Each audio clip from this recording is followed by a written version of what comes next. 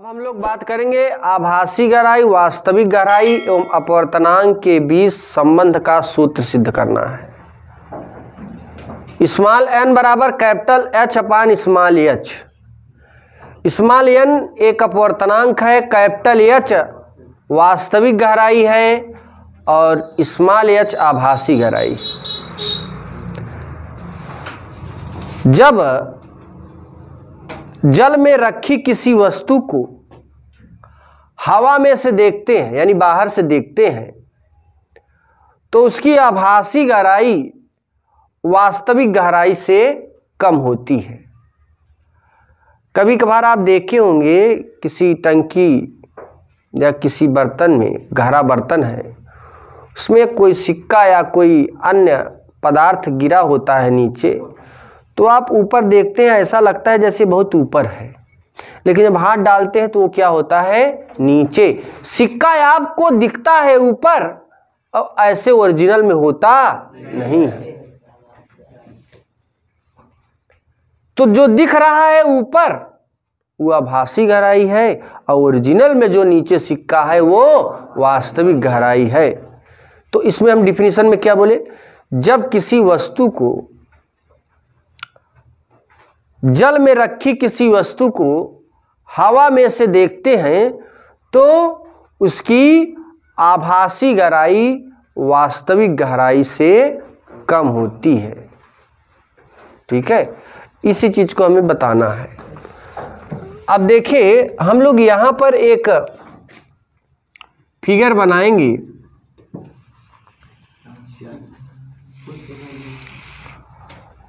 ये हमारा हो गया एक बर्तन, इस बर्तन में जल भरा हुआ है।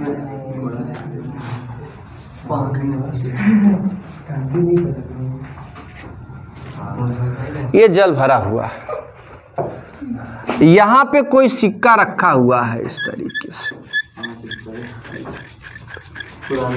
अब इसको हमने वायु से देखा, यहाँ पे मेरी आंख लगी हुई है टकटकी लगा के, टकटकी लगा के जब देखा, ये क्या है, जल का सतह है, ये पूरी टंकी फिलअप है, भरी हुई है जल से। अब हमने यहां से देखा तो मेरी आंख की किरण निकल कर आई, इस तल पर पड़ेगी। जहां पर ये तल पर पड़ेगी यहाँ पे क्या होगा भाई, अभिलंब हो जाएगा। क्लियर है ना। तो ये बताइए, अब ये किरण सीधे ना जाके अभिलंब की ओर झुक जाएगी, यानी सिक्का यहाँ कहीं पे था। ठीक है, दूसरी किरण मैंने अभिलंबवत डाल दिया है इस तरीके से, अभिलंबवत। अभिलंब आपतन की घटना आप पढ़े हैं कि जब प्रकाश की किरण किसी पृष्ठ के अभिलंबवत आपतित होती है तो परावर्तन के पश्चात उसी माध्यम में वापस लौट जाती है। तो अभिलंब आपतन की घटना में उसी माध्यम में आपतित किरण भी है और उसी माध्यम में परावर्तित किरण भी है, लेकिन यहाँ पे अपवर्तित किरण होगी। अब देखें, इसी में आपतित भी है, इसी में अपवर्तित भी है। अगर इस किरण को हम आगे बढ़ा दें, यहाँ पे इस किरण को आगे बढ़ा दें तो यहाँ पे कौन सा एंगल बन जाएगा, इसका हम नाम रख देते हैं ए। क्या नाम रखेंगे, ए। इसका नाम ओ। यहाँ पे देखिए, ये जब आगे बढ़ाए, एक अपवर्तित किरण ये हो गया और एक इसमें है, तो यहाँ पे क्या बन जाएगा, प्रतिबिंब बन जाएगा। अब देखिए, ये अभिलंब है, ये अभिलंब है और ये किरण है, इसके बीच कौन सा कोण बनेगा, एक आई मानेंगे, वहां पे आई नहीं मानेंगे। ठीक है ना, उल्टा बात करो। और अगर ये आई है, ये क्या होगा, आर होगा कि नहीं। अगर ई आर है तो यह क्या होगा, आर। ये आई है तो ये भी क्या होगा? अब देखो भाई आई कैसे होगा, आर कैसे होगा, ये चलो क्लियर कर लेते हैं।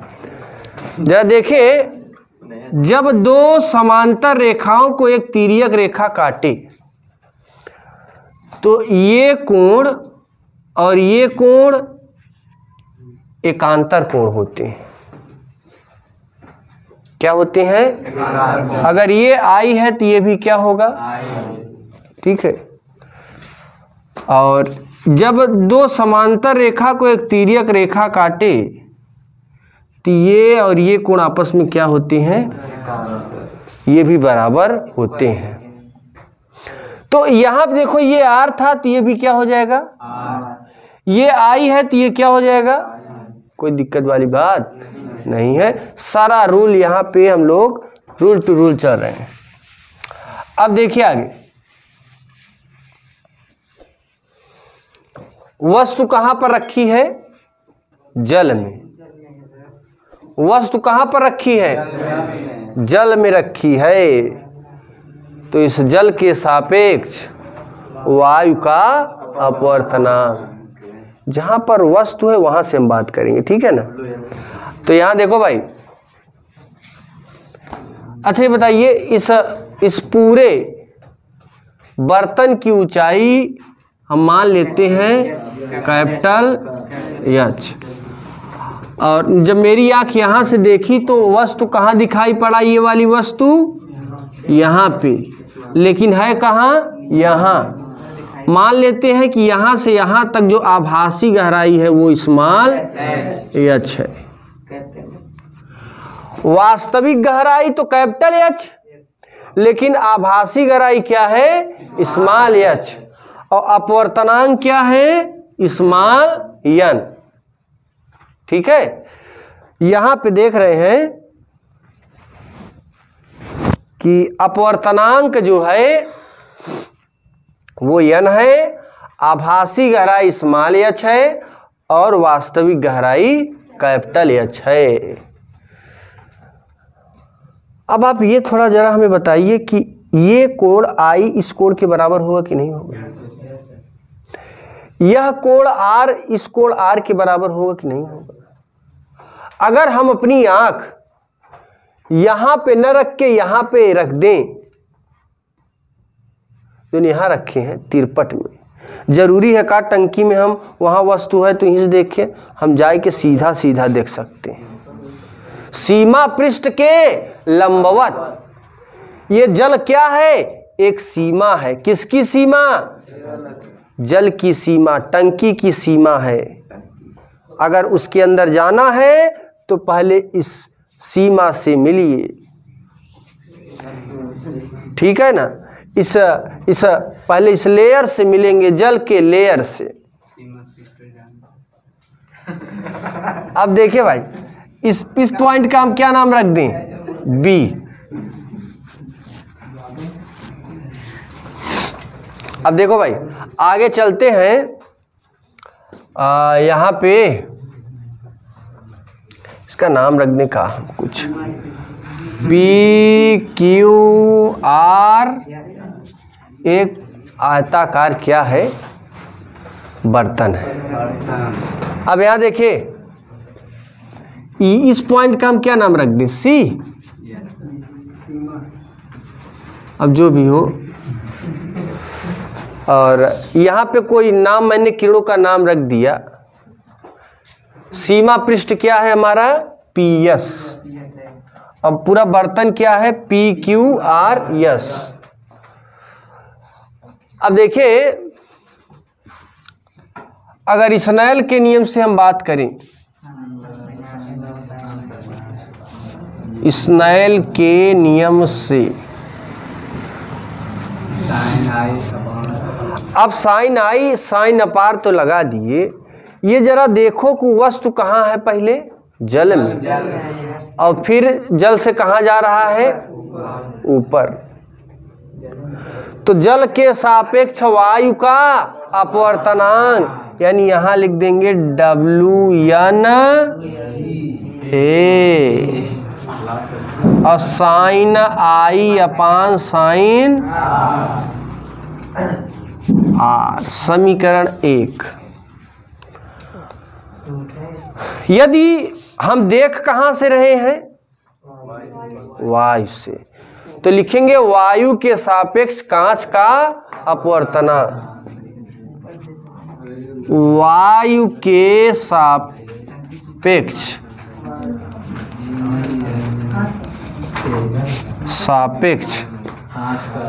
नहीं, जल है ना, तो W है ना जल का।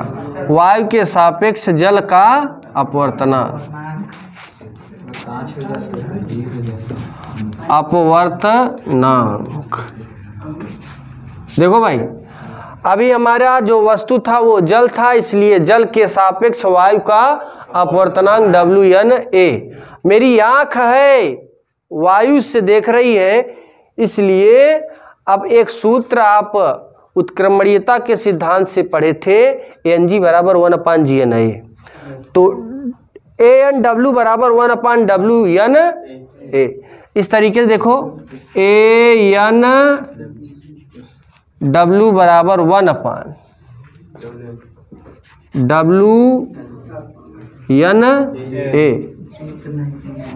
में, ये मैंने सूत्र बताया था। देखो 1N2 बराबर 1/2N1, ये सूत्र हमने बता दिया। अब देखो भाई, ये जो WNA की वैल्यू है वो कहाँ पे रखेंगे? यहाँ पे। तो ये हो जाएगा ANW बराबर 1/, इसकी वैल्यू क्या है? साइन आई बटे साइन, ये नीचे से कहाँ चला जाएगा? तो ये हो जाएगा साइन आर बटे साइन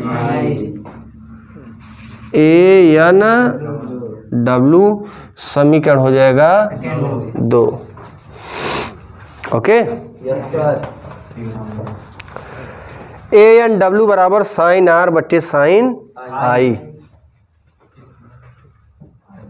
अब यहाँ पे अगर ये वाला एंगल लें, ये n हो जाएगा और ये n डैश। अभी ये जो r लिखा है, ये r यहीं के लिखा है, I ये वाला है और r ये वाला है। अभी इससे मतलब नहीं है हमें, ठीक है ना? ओके। लेकिन इस r के स्थान पे हम लिखेंगे कोण NAC, कोण NAC। ये हो जाएगा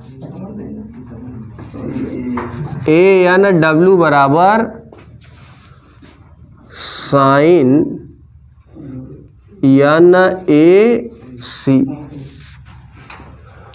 NAC। अब देखिए आगे, ये जो आई है इसके स्थान पे लिखेंगे कोण OAN डैश, साइन कोण OAN डैश। अब यहाँ पे इसको हम इक्वेशन नंबर 3 बनाएंगे और लिखेंगे प्रमेय से।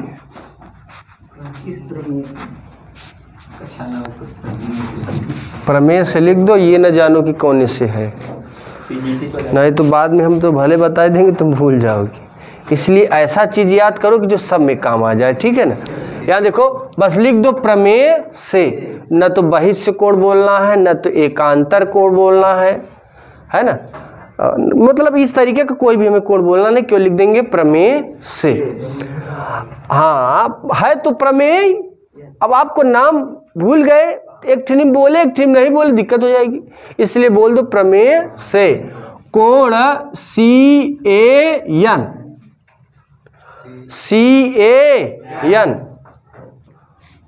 कोण CAN बराबर कोण,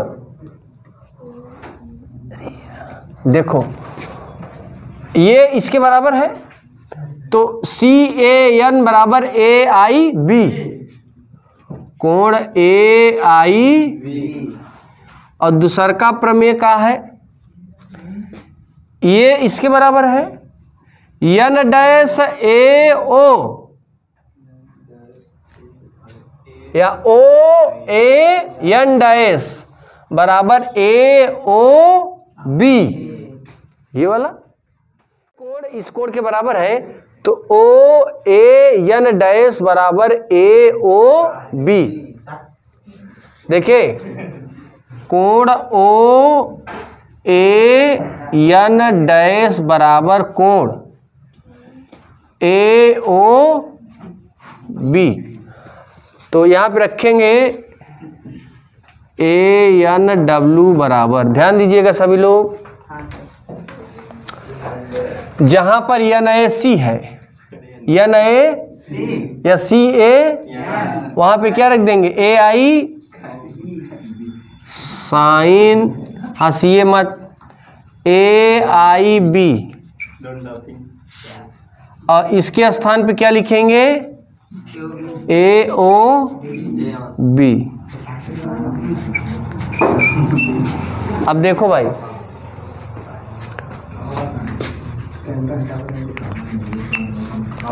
है ना, अब ये इसके आगे हो गया। अब यहां देखिए, जब ये कोण ले लिया और ये कोण ले लिया, तो अगर ये वाला त्रिभुज ए ओ बी में, त्रिभुज ए ओ, ये कोण आई है, अगर ये त्रिभुज कोण के सामने वाली भुजा क्या होती है लंब, कोण के सामने वाली भुजा लंब, तो ये लंब हो गया और ये क्या हो गया काण, ये लंब है, ये लंब है बी ए, और ए ओ का है काण, और ये क्या हो गया आधार। कोण आई के सामने वाली भुजा बी ए लंब है, कोण आर के सामने वाली भी भुजा बी ए लंब है। अगर ये बड़ा वाला त्रिभुज लेंगे तो ये लंब ये कण, छोटा वाला त्रिभुज लेंगे तो ये लंब ये कण। अब देखो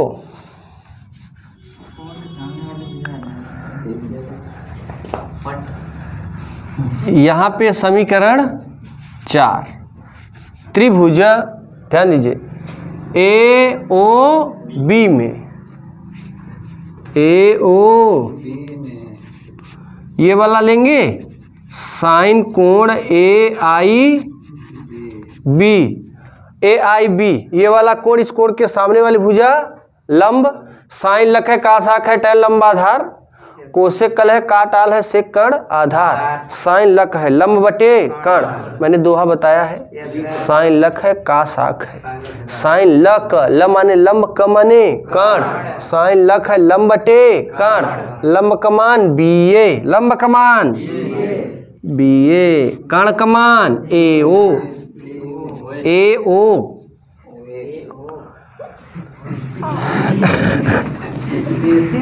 ए ओ बी, ए ओ। अब देखो भाई ए ओ बी कहाँ है, ए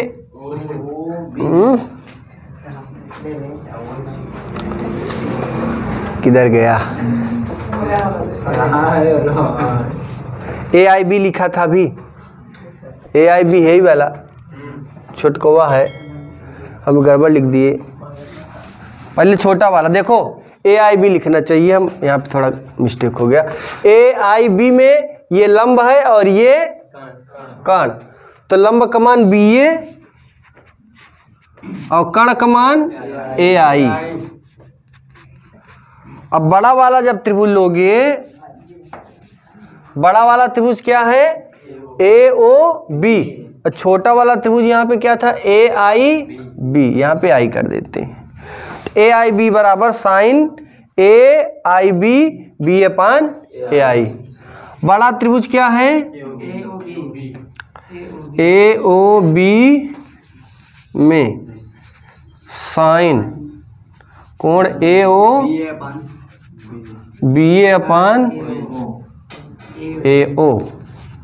अब देखो इसकी वैल्यू यहाँ पे रखेंगे और इसकी वैल्यू यहाँ पे रखेंगे,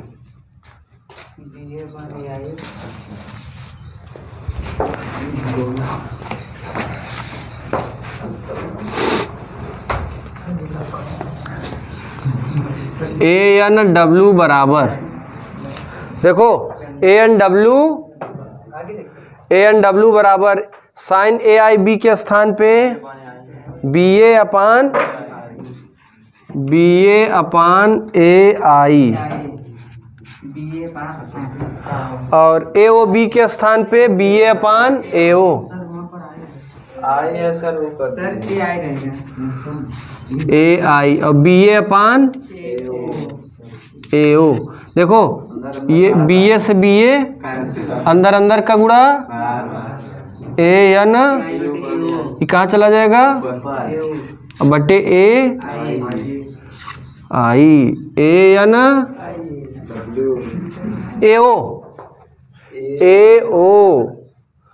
AI। अब देखो एकर हमें मान चाहिए BO का, तो इसमें अब क्या लिखेंगे, इसको जरा हम यहाँ पे समीकरण नाम दे देते हैं 5। देखो अब लिखेंगे यदि आँख सीमा पृष्ठ के अभिलंबवत हो, मतलब यहाँ आँख न रख के हम यहाँ, जैसे जब अवतल पृष्ठ का द्वारा बहुत छोटा तो यन कहाँ पे चला आता था P पर, ऐसे ही यदि आँख को सीमा पृष्ठ के अभिलंबवत रखे तो A कहाँ चलाएगा B पर। जब A आ जाएगा B पर तो जो AO है वो BO के, और जो AI है वो BI के। तना पहले फिगर बनाओ, छपाई नाट। यदि आँख को सीमा पृष्ठ के लंबवत रखा जाए तो बनने वाले कोण बहुत छोटे होंगे और बिंदु A बिंदु B पर होगा। ऐसी स्थिति में AO बराबर BO तथा AI बराबर BI लिखिए। यदि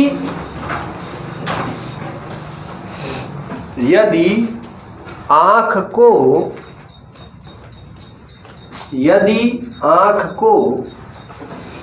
सीमा पृष्ठ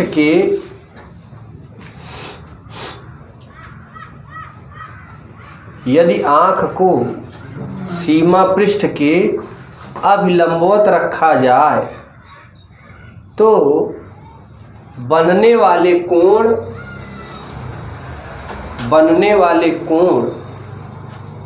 बहुत छोटे होंगे। बनने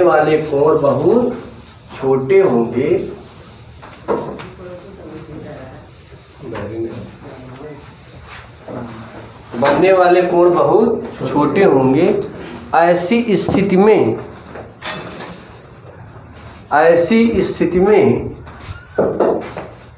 AO बराबर BO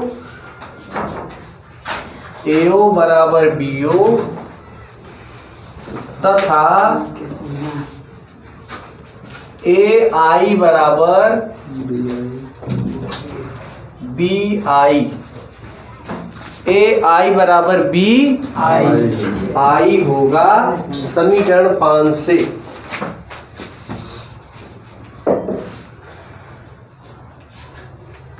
समीकरण 5 से ANW बराबर AO के स्थान पे BO और AI के स्थान पर BI। ANW BO बराबर क्या है भाई, कैपिटल H। तो BI बराबर ये हमारा फार्मूला है। और देखिए ये n क्या है, अपवर्तनांक, तो यहाँ लिख देंगे अपवर्तनांक बराबर अपवर्तनांक को n, ये कैपिटल H वास्तविक गहराई है,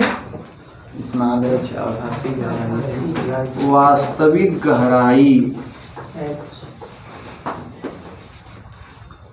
कैपिटल H बटे आभासी गहराई स्मॉल h।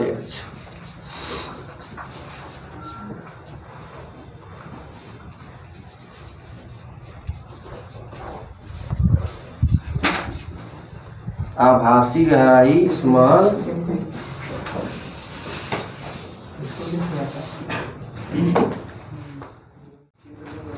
ये देखिए यहाँ से पूरी जो गहराई है वो हमारी वास्तविक गहराई है और ये वाली गहराई आभासी गहराई, यानी जो वस्तु यहाँ से कहाँ पर चली आई है, यहाँ पर। जब आप मैंने कहा एक सिक्का किसी टंकी में गिरा हुआ है और उसे आप ऊपर से देखते हैं तो वो सिक्का कहाँ दिखाई पड़ता है, ऊपर, बहुत ऊपर दिखाई पड़ता है, लेकिन वास्तव में कहाँ होता है, उसके तल पर होता है।